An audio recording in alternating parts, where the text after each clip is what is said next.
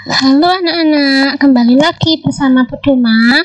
Hari ini kita belajar tema 4, subtema yang kedua, pembelajaran 3 dan 4. Nah, anak-anak, pasti anak-anak mengenal pensil. Nah, kita akan membahas dari mana asal pensil. Nah, pohon yang telah ditebang untuk pembuatan pensil atau untuk benda-benda yang lain itu berbahan kayu. Nah, pohon itu harus dibudidayakan kembali agar terjaga kelestariannya, yaitu dengan cara menanam kembali bibit baru dari tanaman sejenis. Nah, selain itu, menghemat penggunaan pensil itu juga salah satu cara menghargai lingkungan loh. Nah, proses pembuatan pensil. Nah, yang pertama itu dari grafit dan tanah liat, kemudian dibentuk bubuk yang hitam-hitam itu loh anak-anak pada pensil. Nah, kemudian bubuk grafit dan tanah liat itu dibakar selama 3 hari. Nah, setelah itu pensil dibentuk panjang dan tipis. Jadi kalau kayunya itu kalian belah, di dalamnya kan ada hitam-hitamnya itu. Nah, kemudian setelah pensil itu dibentuk panjang dan tipis, lalu pensil itu dilapisi dengan kayu. Nah, itu tadi anak-anak proses pembuatan pensilnya. Berarti butuh waktu yang lama tidak? Ya iya, untuk pengambilan kayunya. Nah, ini pembentukan pensilnya hitam-hitamnya itu. Nah, harus dari bubuk grafit, harus dari grafit dan tanah liat dulu dibentuk bubuk. Kemudian setelah jadi bubuk dibakar selama 3 hari. Terus dibentuk panjang, terus dilapisi kayu. Berarti kan membutuhkan waktu yang lama.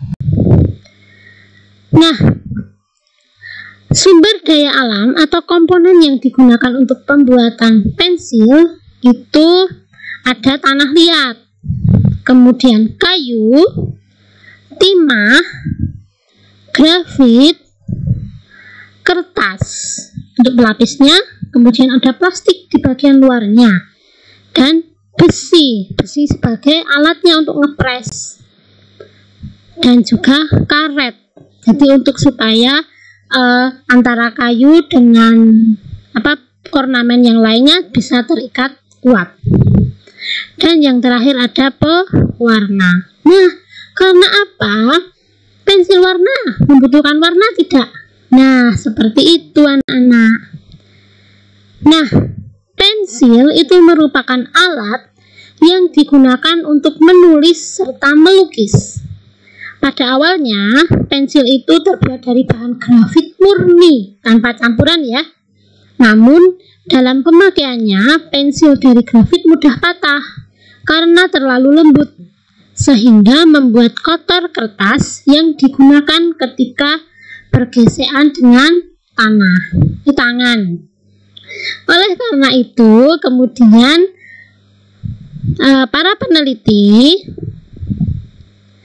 dan penghasil pensil melakukan penelitian dengan mengubah komposisinya yang sebelumnya hanya dari grafit dicampur dengan tanah liat dan kayu, sehingga grafit tidak mudah patah lagi dan lebih nyaman. Jadi kalau dulunya grafit murni, kemudian setelah dilakukan penelitian, grafit itu dicampur dengan tanah liat supaya apa? Kuat, tidak mudah patah.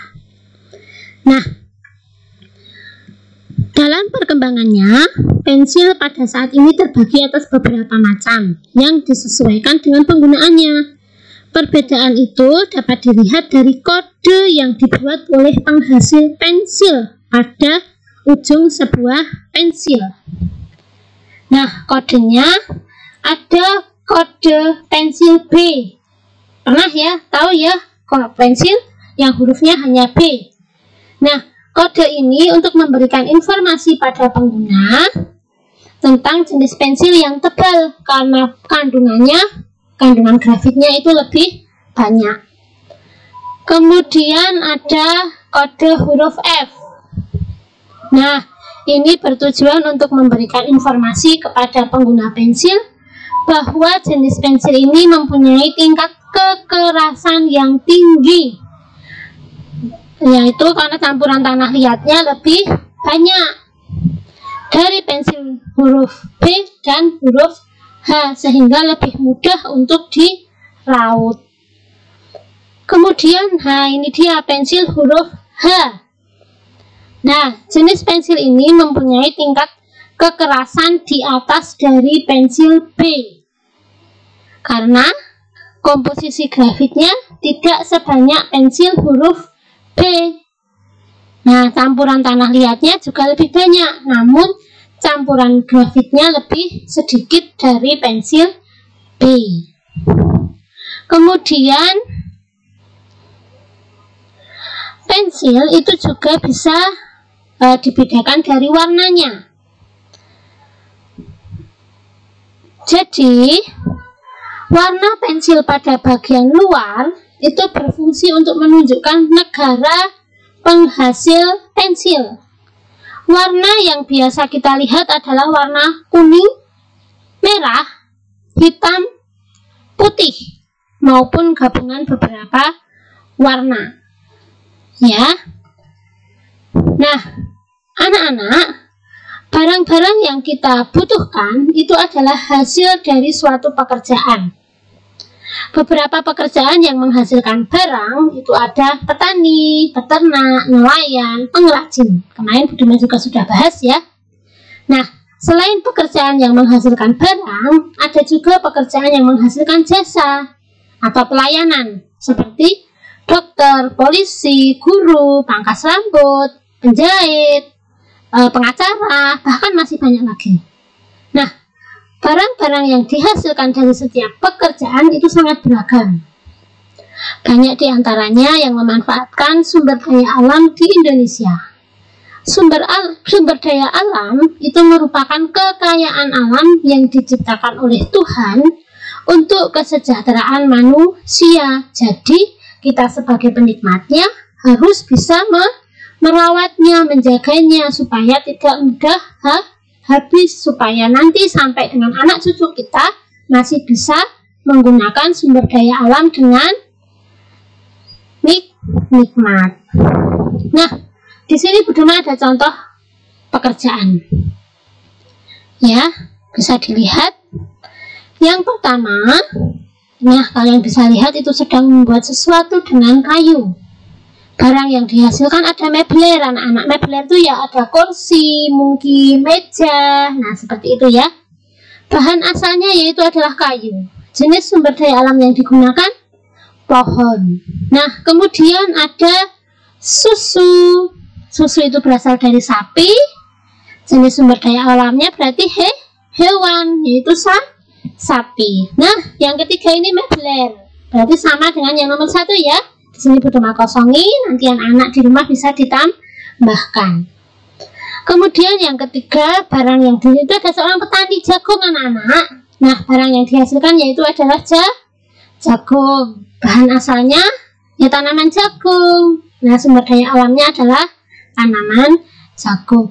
Berarti bahan asalnya apa? Biji jagung ya anak-anak ya, sebelum menjadi jagung. Nah, kemudian di situ ada nelayan. Barang yang dihasilkan adalah ikan. Bahan asalnya adalah payo. Ya, bibit ikan atau ikannya. Kemudian jenis sumber daya alam yang digunakan bisa laut atau ikannya sendiri ya anak-anak ya. Jelas ya anak-anak sampai di sini? Oke. Di sini Budiman ada gambar Pak Dokter. Dokter itu bertugas untuk mengobati dan mencegah timbulnya penyakit itu datang lagi. Jadi, dokter itu yang pertama dilakukan pemeriksaan, pengobatan, perawatan. Ya enggak? Nah, dokter juga melayani konsultasi kesehatan. Jadi bukan hanya ngurusi orang sakit doang. Tapi misalkan, oh kemarin aku habis cabut gigi, terus aku mau konsultasi ke dokter. Kalau misalkan habis cabut gigi terus mau menambal giginya bisa atau tidak, atau butuh waktu berapa lama dulu untuk bisa ditambal, nah dan lain sebagainya. Atau mungkin aku kemarin habis dari puskesmas karena aku diare. Nah terus kamu bisa konsultasi ke dokter, aku mau tanya makanan apa aja tuh yang nggak boleh dimakan. Nah misalkan seperti itu. Apalagi sekarang canggih anak-anak, banyak sekali aplikasi untuk konsultasi dengan dokter. Ada Halo Dokter, Halo Dokter, dan lain sebagainya, masih banyak lagi. Nah, jadi ada beberapa hal yang harus dimiliki oleh seorang dokter agar ia dapat menjadi dokter yang baik, yaitu kemampuan komunikasi, ya kan, menjelaskan ke pasien harus detail, harus bisa dimengerti oleh pasien. Lalu rasa empati terhadap pasien, kalau pasiennya udah meringis-meringis, kesakitan, ayo segera ditolong, nggak usah nungguin bayarnya gimana dan lain sebagainya. Oke. Kemudian keinginan yang tulus untuk menolong pasien, misalkan di jalan ada mbah-mbah tiba-tiba pingsan, nah harus segera ditolong. Walaupun itu bukan dokter sih sebenarnya, tapi dokternya harus segera bertindak cepat. Nah, keterbukaan terhadap pasien dalam artian kalau misalkan pasien itu sakit parah, ya dokter itu harus mengatakan sejujurnya.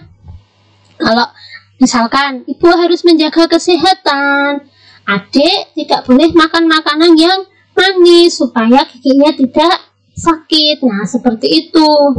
Kemudian sikap profesional, rasa hormat, pengetahuan yang baik, dan ketelitian itu penting ya. Jadi supaya tidak ada yang namanya malpraktek atau salah pemberian obat dan lain sebagainya. Ya. Nah, anak-anak bisa buka di buku paket halaman 76 sampai halaman 77. Di situ ada cerita hebatnya dokter kami. Cuma tidak perlu membacakan ya anak-anak ya. Nah, setelah nanti kalian membaca cerita tersebut sebagai bahan latihan, kalian bisa kerjakan tabel ini sikap dokter Rana. Sikapnya bagaimana? Sesuai bacaan ya anak-anak. Nah, baru di sini tuliskan pendapatmu tentang sikap dokter Rana. Oh, kalau pendapatku, aku setuju dengan sikapnya dokter Rana karena bla bla bla bla bla. Silahkan kalian jawab sendiri. Kemudian yang kedua, Budoma pengen tahu hal-hal baik apa sih yang bisa aku contoh dari dokter Rana. Yang bisa kalian contoh dari dokter Rana itu apa? Silahkan kalian tulis. Nah, pembelajaran hari ini Budoma akhiri. Budoma ucapkan terima kasih. Seperti biasa, tidak pernah lelah Budoma mengingatkan anak-anak untuk tetap semangat, tetap jaga kesehatan, selalu jaga jarak, pakai masker, ya. Kemudian luangkan waktu kalian untuk membantu orang tua. Sampai jumpa, Tuhan memberkati.